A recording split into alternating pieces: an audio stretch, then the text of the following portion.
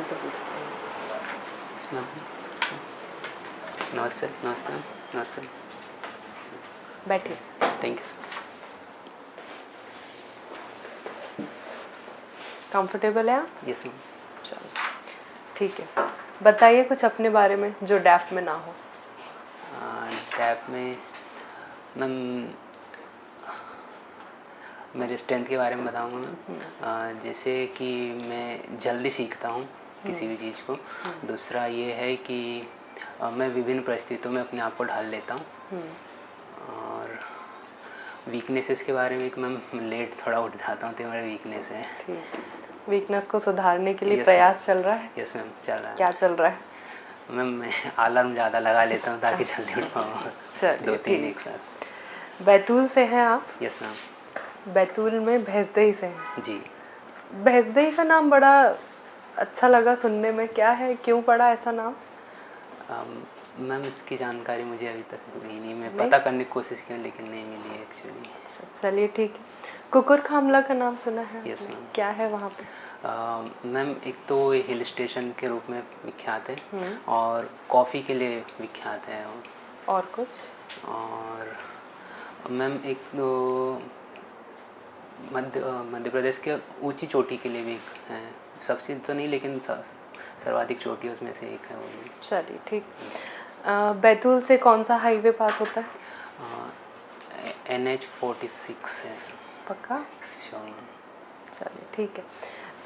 Hobbies में आपने लिखा है डांस, कौन सा डांस करते हैं आप? मैम कर्मा डांस करते हैं। चलिए, तो हम कुछ क्लासिकल डांसेस सुनते हैं, इंडिया में कुछ क्लासिकल डांसेस हैं। Yes ma'am. और कुछ फोक ट्राइबल डांसेस हैं। यस। क्या डिफरेंस होता है दोनों में?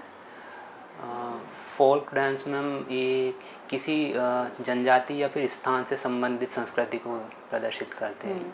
और क्लासिकल्स में तो क्लासिकल भी मतलब सेम ही है मैम, लेकिन इसका क्षेत्र विस्तार बड़ा होता है और इसके लिए कुछ प्रावधान है जो काफ़ी पुराने समय से कुछ लैंग्वेज हैं। और कोई एक ऐसा बुक है क्या जिससे हम ट्रेस बैक कर सकते हैं इसको कि यहाँ से शुरुआत हुई थी क्लासिकल डांसेस की? सॉरी मैम, मुझे जानकारी नहीं इसकी। और कुछ डिफरेंस जो आपको पता हो क्लासिकल और फोक में? अभी तो आपने कुछ अच्छे से नहीं समझ में आया मुझे। Sorry ma'am. नहीं जी। चलिए ठीक है। क्लासिकल डांसेस के नाम पता हो कुछ आपको? जी मैम। भरतनाट्यम है मैम, कथक, कुचिपुड़ी, मोहिनी अट्टम। और कितने हैं टोटल इंडिया के क्लासिकल डांसेस? मुझे जहाँ तक जानकारी है 9 है, 8 या 9 जी। चलिए ठीक है। सिविल इंजीनियर भी हैं आप, है ना? Yes ma'am. क्रिकेट खेलना देखना भी आपको पसंद है? जी मैम। चलिए ठीक है, सिविल इंजीनियरिंग से कुछ पूछते हैं। जी। स्ट्रेस और स्ट्रेन में क्या डिफरेंस है? स्ट्रेस और स्ट्रेन में क्या डिफरेंस है? स्ट्रेस और strain ma'am, stress generally load के तहत होता है मैम। और स्ट्रेन सॉरी क्लिक नहीं कर पाऊँ। सोच लीजिए थोड़ा टाइम, बेसिक है ये तो कॉन्सेप्ट। Yes ma'am. चलिए ठीक है। मोमेंट का हम यूज़ करते हैं सिविल इंजीनियरिंग में अक्सर। जी मैम। मोमेंट क्या होता है, क्यों यूज़ होता है, क्या ज़रूरत पड़ती है सिविल इंजीनियरिंग में इसकी? मैम ये भी मतलब लोड से संबंधित होता है कि लोड इक्वली मतलब ट्रांसफ़र करने के लिए इसको मोमेंट का उपयोग। क्या फॉर्मूला है मोमेंट का? मोमेंट का सॉरी मैम, ये तो आपको पता होना चाहिए। यस मैम, मैं कर रहा हूँ मैम तैयारी इसकी कैसे। काफ़ी समय हो गया मैम 2019 के बाद, इसलिए रिवीजन करने की। तो आपने कभी प्रैक्टिस नहीं किया एज अ सिविल इंजीनियर? नहीं मैम।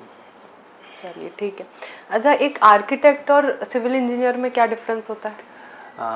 सिविल इंजीनियर मैम इसमें ये आर्किटेक्ट का भी वर्क कर सकता है और इसके प्लानिंग डिज़ाइनिंग और सिविल इंजीनियरिंग से संबंधित सारे वर्क करता है, लेकिन आर्किटेक्ट का काम होता है कि वो सिर्फ डिज़ाइन करते हैं। अच्छा, आर्किटेक्ट सिविल इंजीनियरिंग का वर्क नहीं कर सकता, ऐसा आप कहना चाह रहे हैं? चलिए ठीक। अच्छा मुझे बताइए, सिंपैथी, एम्पैथी और कंपैशन में क्या डिफरेंस होता है?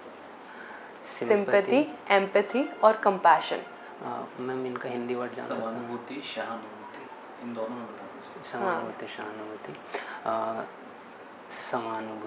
समानुभूति सर ये कि किसी के दुख और भावनाएं समझकर उसको हेल्प करने के लिए जो मन में भाव होते हैं, ये समानुभूति है। और सहानुभूति में केवल उसके प्रति मतलब दुख व्यक्त किया जा सकता है कि हाँ, मतलब उसकी भावनाएं देख के कि हाँ मतलब इसके लिए जो भी हो अच्छा नहीं हुआ। जैसे कुछ एग्जाम्पल दे के समझाइए, ऐसे तो नहीं समझ आ रहा, दोनों के एक एग्जाम्पल दे के समझाइए।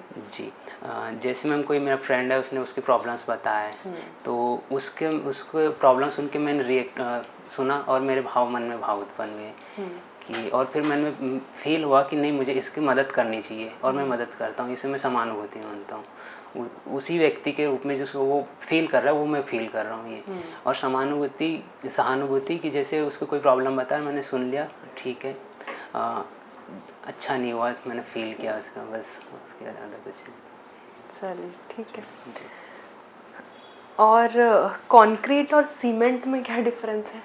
सीमेंट मैम एक्चुअली कंक्रीट में सीमेंट और गिट्टी ये सब यूज़ करके उसको कंक्रीट बनाया जाता है। सीमेंट एक लाइम स्टोन से बनता है। लाइम स्टोन से ही बनता है सर सीमेंट? और भी होते हैं मैम जी। मोर्टार, अभी आपने बोला मोर्टार और सीमेंट में क्या डिफरेंस है? मैम मोर्टार में जो रेत होता है उसे वेट किया जाता है और सीमेंट इसमें नहीं होता है। सीमेंट और कोई डिफरेंस नहीं है? और ब्रिक्स को जॉइन करने के लिए हम सीमेंट यूज़ करेंगे या मोर्टार?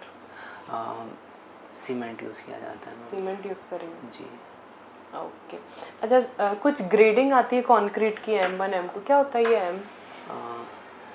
मॉड्यूल होता है मैम उसमें। मॉड्यूल होता है जी, जहाँ तक मुझे याद आ रहा है। चलिए रेशियो क्या, किस का रेशियो डिफाइन करते हैं हम कंक्रीट में? मैम सीमेंट, सैंड और एग्रीगेट। एग्रीगेट किसका सबसे ज़्यादा रेशियो होना चाहिए?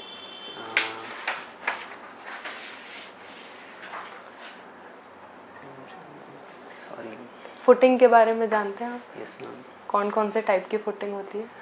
मैम यूनिफॉर्म फुटिंग होती है, फ्लैट फुटिंग होती है और पाइल भी होती है।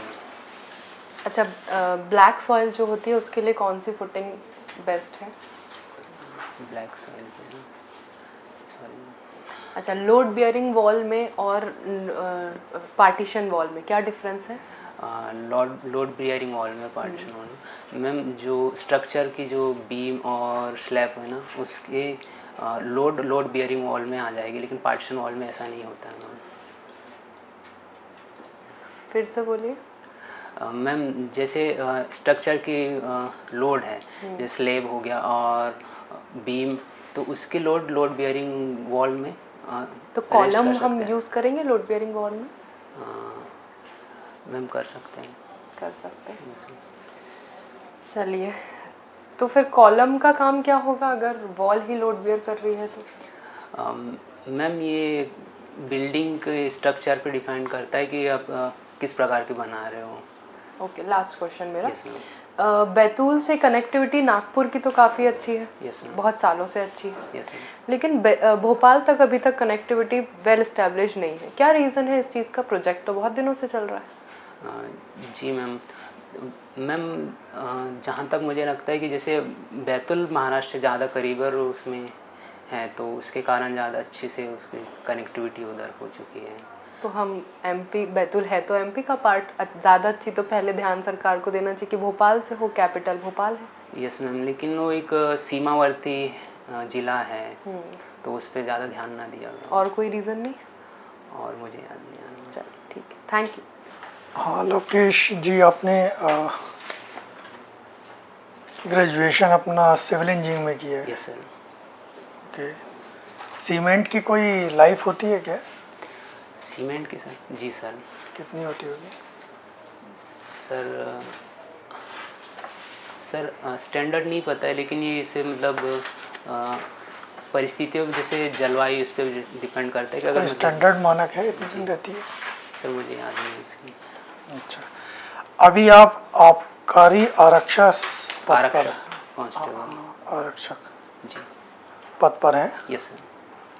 तो क्या मतलब ट्रेनिंग वगैरह हो गई है इसकी? यस सर, हो गई, कंप्लीट हो गई है। अभी पोस्टिंग आपकी कहाँ पर है? भोपाल में ही है सर। अच्छा, भोपाल में ही है। क्या आपके कार्य के बारे में बताइए, इस पद पर आप क्या क्या कार्य करते हैं? जी सर, आरक्षक का कार्य है कि जो हमारा व्रत प्रभारी होता है उसके द्वारा दिए गए सारे कार्य किया जाता है, और देन उनको दबिश में सपोर्ट करना होता है, और कुछ लिखित वर्क होते हैं जैसे P7 जो पंजी आती है सर, उसमें सूचना आधारित भरना कुछ है इसमें। तो किस तरीके का राजस्व जो आप इकट्ठा करते हैं जो जाता है जी। वो किस टैक्स का, इनडायरेक्ट डायरेक्ट टैक्स किसका पार्ट बनता है? प्रत्यक्ष और अप्रत्यक्ष कर किसका पार्ट बनता है? कौन सा टैक्स मिलता है इसमें सर? एक्साइज से संबंध सर, इसमें GST तो नहीं है, सॉरी। ये GST में आता है, नहीं आता है? नहीं आता है सर। नहीं आता है जी। अच्छा, तो अभी कितने प्रतिशत इस पिछले वर्ष जो अभी ख़त्म हुआ है फाइनेंशियल ईयर, उसमें कितने प्रतिशत ये टैक्स पार्ट रहा है राजस्व का, स्टेट का जो भी राजस्व हुआ है जी। जो उनको टैक्स कलेक्शन हुआ है जी। उसमें एक्साइज का परसेंटेज कितना रहा? सर एक्साइज डिपार्टमेंट द्वितीय सर्वाधिक रेवेन्यू कलेक्टेड विभाग है, जिसमें एक्साइज का लगभग 12 से 15% के आसपास रहा है सर उनका टैक्स में कलेक्शन। एग्जैक्ट नहीं पता आपको? जी। अच्छा, आपको क्रिकेट खेलना और देखना? Yes sir. अभी तो IPL चल रहा है? Yes sir. कब है फाइनल IPL का? सर फाइनल सॉरी डेट नहीं पता। अच्छा, इम्पैक्ट प्लेयर एक वर्ड होता है, यस सर। उसका क्या मतलब है? सर इनिंग के दौरान अगर टीम को लगता है कि एक अतिरिक्त बॉलर या बैट्समैन को आवश्यकता अनुसार लिया जाए तो इम्पैक्ट प्लेयर के रूप में सब्स्टिट्यूट एक खिलाड़ी लेते हैं सर। ओके। अच्छा, आप सिविल इंजीनियर हैं? जी सर। लेकिन आप एडमिनिस्ट्रेशन सर्विसेज में आना चाहते हैं, क्यों?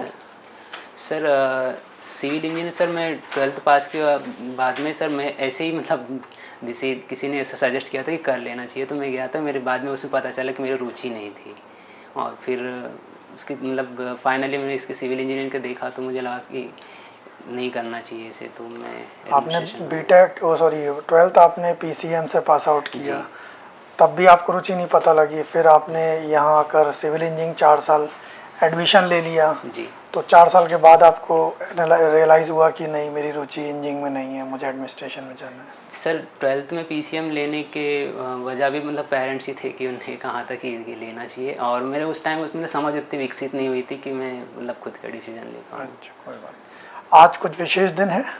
जी सर। क्या है आज? सर एक तो आज सिविल सर्विस दिवस है, और एक महावीर जयंती, जहाँ तक मुझे याद है। अच्छा, जहाँ तक है मुझे कंफर्म नहीं है। अच्छा, ठीक है। अच्छा, इलेक्ट्रोल बॉन्ड अभी बहुत चर्चा में है, न्यूज़ में चल रहा है, क्या है इलेक्ट्रोल बॉन्ड? सर ये राजनीतिक दलों को चंदा देने का एक व्यवस्था बनाई गई थी सर, जिसके RBI ने SBI के माध्यम से चंदा दिया जाता था उनसे। तो अभी RBI ने SBI के मैं नहीं समझा, फिर से सर बोलिए। RBI ने अधिकृत किया था SBI को कि इसके थ्रू आप राजनीतिक दलों को चंदा दे सकते हैं। सिर्फ SBI के थ्रू ही इलेक्ट्रोल बॉन्ड खरीदे जा सकते हैं? सर अभी वर्तमान में यही व्यवस्था है SBI के थ्रू। अच्छा, और बैंक नहीं खरीदा? अच्छा, तो सुप्रीम कोर्ट ने क्या डिसीजन दिया इस पर? सुप्रीम कोर्ट ने इसे नल एंड वॉइड घोषित कर दिया सर कि ये असंवैधानिक है। क्यों?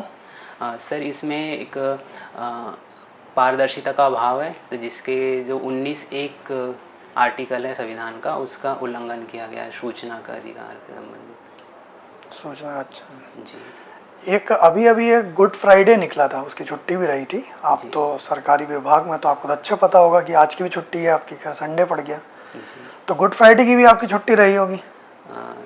गुड फ्राइडे की तो छुट्टी रहती है ना भाई, सबकी रहती है, गेस्टेड हॉलीडे हो तो क्या है गुड फ्राइडे, क्यों छुट्टी रहती है गुड फ्राइडे की? सर ये क्रिश्चियन धर्म से संबंधित है, मुझे इसकी जानकारी नहीं है कि। अच्छा, खुशी का है या शोक का है? Sir sorry sir. अच्छा, ये भी गुड लिखा है तब भी नहीं सहमत? चलिए ठीक है चलिए। Lokesh, yes sir. पानी लेना चाहोगे? नहीं सर, थैंक यू। चलो लोकेश, ये बताओ, जी सर, ये बैतूल में 1857 की क्रांति के दौरान कुछ हुआ है क्या? 1857 नहीं सर, उसके बाद में हुआ है। उसके बाद हुआ है? जी। अच्छा, बैतूल में मतलब किसका ज़्यादातर राज्य रहा है, किस डायनेस्टी का, वंश का? सर गोंड डायनेस्टी का रहा है, उसके बाद में मराठा का भी काफ़ी समय तक रहा है। अच्छा, जी ठीक है। खेडला का किला है ना, यस सर। किसने बनवाया था वो? गोंड शासक राजा इल ने बनाया था। राजा इल। जी, एल नाम है सर, उसका प्रोनाउंसिएशन नहीं आता। अच्छा, कोई बात नहीं। बाद में फिर ये संग्राम सिंह के पास आ गया था। संग्राम सिंह सर उससे पहले थे। राजा इल से पहले थे संग्राम सिंह? जी कंफर्म? Yes sir. अच्छा, ठीक है। ये जंगल सत्याग्रह क्या था? सर जो राष्ट्रीय सविनय अवज्ञा आंदोलन चल रहा था उसी को सपोर्ट के लिए एक घोड़ा डोंगरी और अन्य स्थान सिवनी जिसमें, तो वहाँ की जनजातियों ने सपोर्ट के लिए जंगल सत्याग्रह किया। बैतूल में कौन कौन सी जनजातियाँ हैं? गोंड कोरकू है सर। कोरकू? जी ओके। कोरकू के कोई 3 डांस बता सकते हो जो वो करते हो? सर एक ढांडल डांस है सर, एक चटकोरा है और एक थपटी है। ठीक है। चटकोरा कब किया जाता है? सर विशेष पता नहीं मुझे सर। ओके, ठीक है। आपने हॉबी में लिखा है कर्मा नृत्य। Yes sir. अच्छा, कर्मा नृत्य कब किया जाता है? सर ये वर्षा ऋतु को छोड़ के कभी भी खुशी हो के, मतलब इसके कुछ टाइप्स भी होते हैं? जी सर, छत्तीसगढ़ में कुछ उसकी शैली वगैरह फेमस है, जैसे थापा और झूमर। खेमटा करके होता है कुछ? जी, खेमटा, खेमटा क्या होता है? खेमटी सर एक जो नृत्य करते वक्त पैरों को आगे पीछे करके नृत्य किया जाता है, तो उसको खेमटी। तो इसमें ये मतलब महिलाएं बस करती हैं कि पुरुष करते हैं, दोनों करते हैं? दोनों करते हैं। संयुक्त होता है? संयुक्त मतलब होता है सर। एक जनजाति है जिनका नाम याद नहीं है, उसमें सिर्फ पुरुष किया जाता है, बाकी दूसरी जनजातियों में। इसमें कौन सी वाद्य यंत्र का यूज होता है? वाद्य यंत्र सर एक मांदर होता है, और झांझ, टिमकी और भी है सर इसमें। अच्छा, कर्मा नृत्य हो चाहे हमारा एमपी का हो या छत्तीसगढ़ का हो, जी, इसमें मोहारी करके एक वाद्य यंत्र यूज होता है, उसके बारे में बता सकते हैं? मोहारी? हाँ, मोहारी। सॉरी सर, क्या नहीं सर, ध्यान नहीं। ओके। Lavkesh, yes sir. आपने शासन की कौन कौन सी योजनाओं का लाभ लिया है? सर मैंने अभी तक मेधावी छात्रवृत्ति का लाभ लिया हूँ, आरक्षण का लाभ लिया हूँ, और सर अभी ओके। मेधावी छात्रवृत्ति में कितना राशि मिली थी आपको? सर स्कूल और कॉलेज में अलग अलग मिलती थी। अच्छा, ओके। कॉलेज में कितना मिला? कॉलेज में मुझे सर फर्स्ट ईयर में 48K के आसपास मिले थे। अच्छा, जी ओके।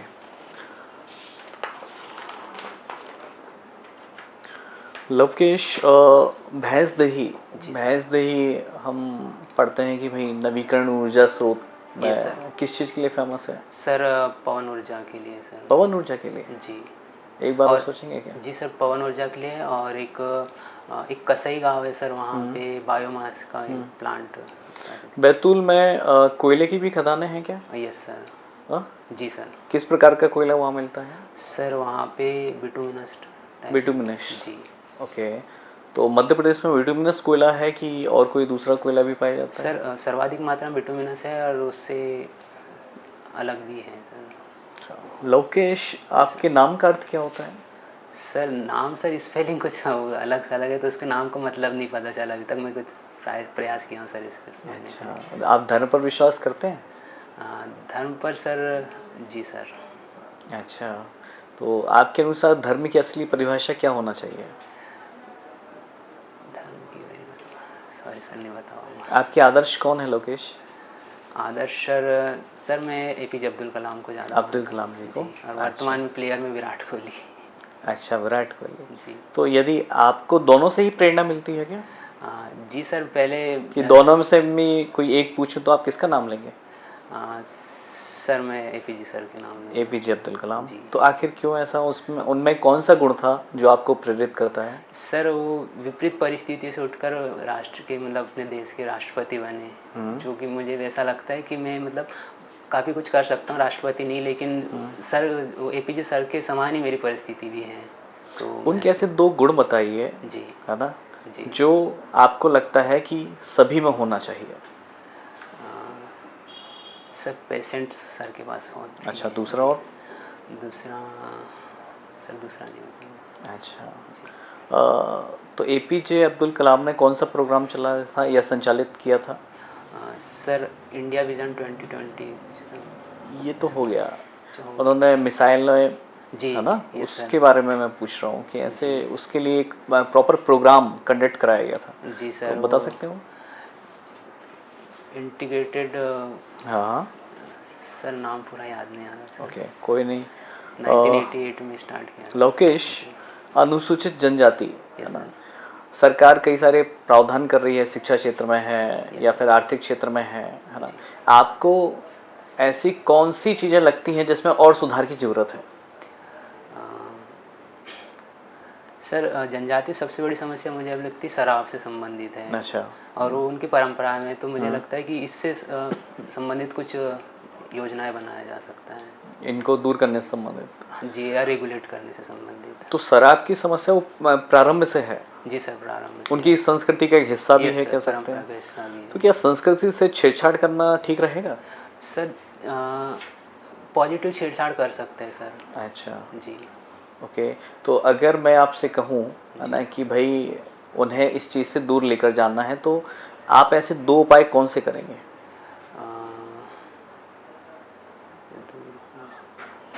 सॉरी सर, अभी नहीं बता। ओके, ठीक है लवकेश, है ना, thank you. Thank you sir, thank you sir, thank you. आ जाओ लवकेश, आ जाओ, जी, बैठिए। Thank you sir. लवकेश, क्या हम पहले मिल चुके हैं? यस सर, मैं आपका pre exam training centre? Yes sir. Okay, हाँ। तो जब मैंने आपसे प्रश्न पूछा है ना, तो आपको वो चीज़ बोलना चाहिए हाँ था। सर, मैं मतलब बाद में याद आया था मुझे कि एक वाला है, और एक मैंने एक और लिया था सर, जैसे एसटीएससी को प्रोत्साहन राशि मिलती है ना सिविल सर्विसेज में, वो भी लाभ लिया हूँ मैंने। देखो क्या होता है, कई बार कुछ चीज़ें बोली जाती हैं, जी। आप उनका उत्तर फ्री हो, आप तो कुछ भी बोल सकते हो, तो आपको ऐसे उत्तर देना है सामने वाले को आप अपनी दिशा में घुमा सको, ठीक है ना। तो ये आदत आपको कोशिश करनी पड़ेगी, ठीक। सर मेरा पहला इंटरव्यू, मतलब मेरी यहाँ पे कहीं पे मेरा पहला ही है, तो मैं इंटरेक्शन मेरा मतलब ज़्यादा नहीं, तो थोड़ा नर्वस। कोई दिक्कत नहीं है, कोई दिक्कत नहीं है। कब है इंटरव्यू आपका? सर 16 मई को है। 16 मई को, है ना। ओके, ठीक है, मैं आपको बताता हूँ आगे। देखो, मुझे एक कमी लगी है ना, आई कांटेक्ट मुझे उतना प्रॉपर नहीं लगा, है ना। जी सर। ठीक है, सब बोर्ड में जितने भी मेंबर्स हैं ना, सबको देखना है अपन को, ठीक है ना, फिर आंसर देना है। दूसरी बात है, टेक्निकल चीज़ों पे थोड़ा ज़्यादा ध्यान दो ना, क्योंकि ऑलरेडी आपने लिखा हुआ है, डेप में है वो चीज़ें, है ना, तो उनसे बेस्ड क्वेश्चन तो उठेंगे, ठीक है ना। या फिर देखो, मैम आपसे पूछ रही थी, आप कुछ कुछ आंसर दे रहे थे, यदि उसी की जगह पे आप सॉरी बोल देते तो मैम सेक्टर चेंज कर देती, ओके, ठीक है ना। तो वो आपको परेशान कर रही हैं और आप परेशान हो भी रहे हो, ठीक है, तो उससे बचना है हमें। अगर आपको एक फील्ड, सामने वाले कुछ क्वेश्चन पूछ रहे हैं, वो एक ही फील्ड से रिलेटेड हैं, आप सॉरी बोल दीजिए। 2 बार सॉरी बोलेंगे तो फिर वो सामने वाला फील्ड चेंज कर देगा, नहीं तो ऐसे में आप ही परेशान हो जाएंगे, आप डिमोटिवेट हो जाएंगे। तो मुझे ये लगा कि आप परेशान होते रहे वहाँ पे, ठीक है ना। सर इसके पीछे एक रीज़न था कि मैं मतलब सिविल से संबंधित और क्वेश्चन कैसे आ सकते हैं, मैं ये मतलब जानना चाह रहा था, तो ये मुझे मतलब फायदेमंद होता है। मेरा सर जो मेरा ग्रेजुएशन है ना बहुत वीक है सर, वहाँ पे जैसे मेरा आप एकेडमिक भी देखोगे तो मेरे पॉइंटर्स उतने अच्छे नहीं रहे उसमें, तो अभी रिवीजन करने में काफ़ी इशूज़ भी हो रही है उसमें। तो देखो, तो आप एक डायरी बनाओ, है ना, जो बेसिक क्वेश्चंस है ना उनको निकाल लो, प्रश्न लिखो, उसका टू द पॉइंट उत्तर लिखो, प्रश्न टू द पॉइंट उत्तर लिखो, ठीक है, तो उससे ज़्यादा फायदा हो जाएगा। तीसरी बात है कि आपका जो कार्य क्षेत्र है, सर ने भी कुछ कार्य क्षेत्र से रिलेटेड क्वेश्चन पूछे, है ना, उसमें जिस मोटिवेशन के हिसाब से आपको उत्तर देना चाहिए, दम लिख कर आओ बिल्कुल, है ना, डरना नहीं है अपन को, नर्वस नहीं होना है, ठीक है, चाहे पहला हो चाहे दूसरा हो, फर्स्ट इंप्रेशन लास्ट इंप्रेशन। पहली बार में इंटरव्यू देना है और पहली बार में हमें निकाल लेना है, ये अंदर एक बिल्कुल मोटिवेशन जगा लो, ठीक, ये दिखना चाहिए अपन को, है ना, ये दिखना चाहिए। तो वो थोड़ा सा मनोबल मुझे कम लग रहा है ना। आपके अंदर क्वालिटी है, इसीलिए आप इस कुर्सी पर बैठे हो, है ना, तो आपके अंदर योग्यता है, इसको हमेशा याद रखना है, ठीक, बस उसको और थोड़ा सा इम्प्रूव करना है, ठीक है ना। तो आई कांटेक्ट पर ध्यान दो, कार्य क्षेत्र से रिलेटेड क्वेश्चंस पर ध्यान दो, है ना, और जो ग्रेजुएशन है ना किया हुआ है उसके कुछ बेसिक क्वेश्चन निकाल लीजिए, नहीं बनते हैं तो सॉरी बोल के आगे बढ़ जाइए, ठीक है ना। सर तो ये मतलब बार बार सॉरी बोलो तो इसका कुछ इफेक्ट नहीं पड़ता सर? 2 बार देखो क्या होता है, वहाँ कॉन्फिडेंस देखा जा रहा है, नॉलेज नहीं देखा जा रहा। नॉलेज तो आपका मेंस में देख लिया, जी सर, ठीक है ना, तो दोनों में अंदर है। अब हमें कॉन्फिडेंस चाहिए। आप सॉरी बोलोगे तो उसमें हमें कुछ नहीं लगेगा, हम तो 10 मिनट बाद भूल भी जाएंगे पर वो जो कॉन्फिडेंस आपका एक बार दिखेगा ना, वो हमें याद रहेगा। तो जब हम मार्क्स दे रहे होंगे हमें वो कॉन्फिडेंस ही चाहिए, ठीक है ना। इन चीज़ों का ध्यान रखिए। बाकी मेरी तरफ से गुड लक है। Thank you.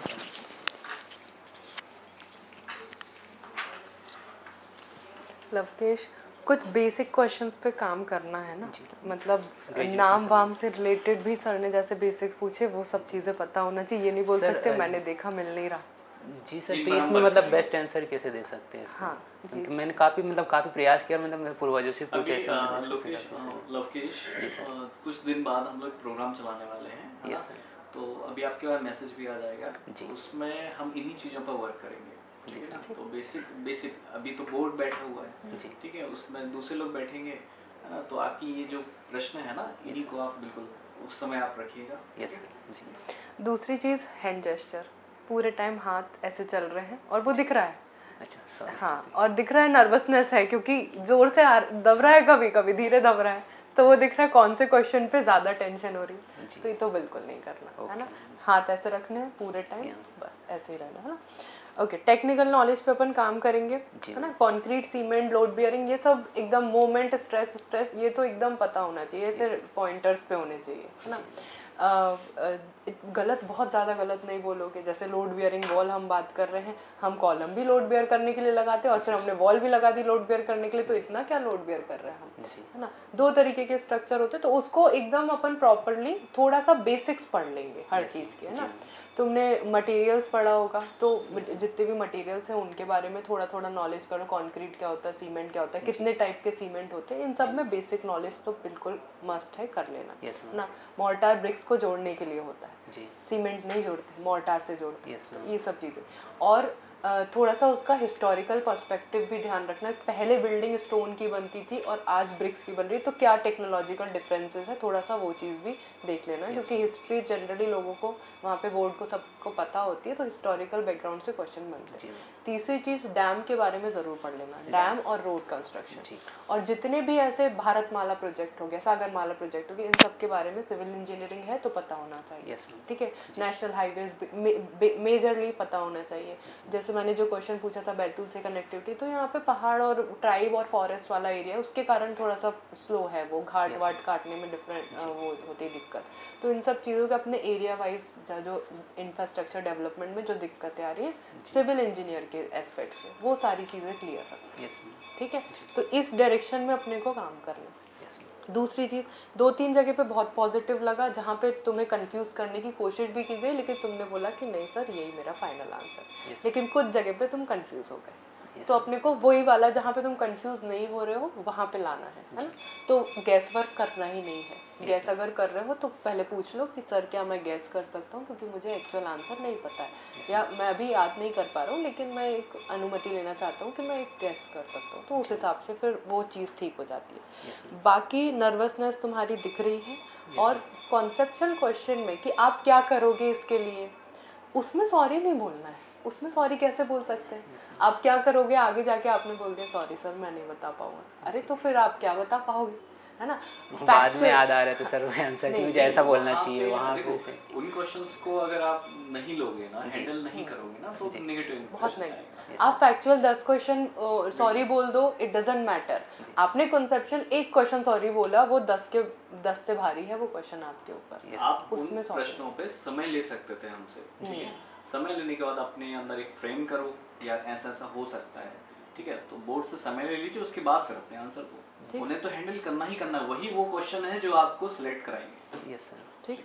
और बाकी आपका प्रेजेंस काफ़ी पॉजिटिव है, आपकी स्माइल भी काफ़ी पॉजिटिव है, तो ऐसा बिल्कुल कोई प्रॉब्लम नहीं है आपकी पर्सनालिटी में। बस अपने को थोड़ा सा ग्रूम करना है, कुछ चीज़ें अपन और ज़्यादा बेटर कर लेंगे तो बाकी सब चीज़ें ठीक हो जाएगा। Okay, all the very best. Thank you.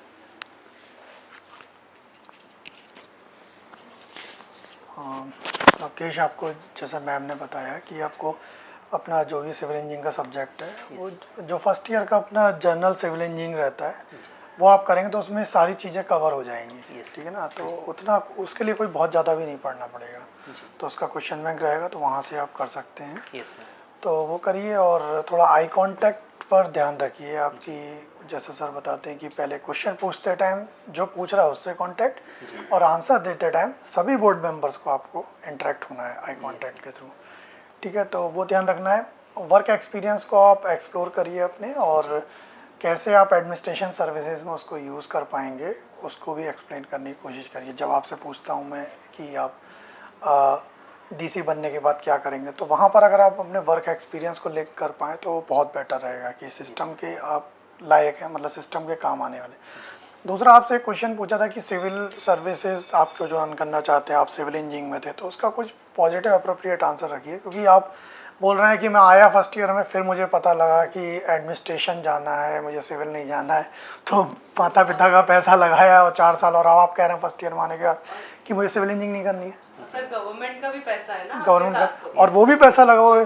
ठीक है, तो वो एक सॉलिड आंसर सर से भी आप मिलेंगे तो वो फ्रेम करिएगा कि आपने क्यों सिविल इंजीनियरिंग छोड़कर एडमिनिस्ट्रेशन सर्विसेज को ज्वाइन करने का सोचा है।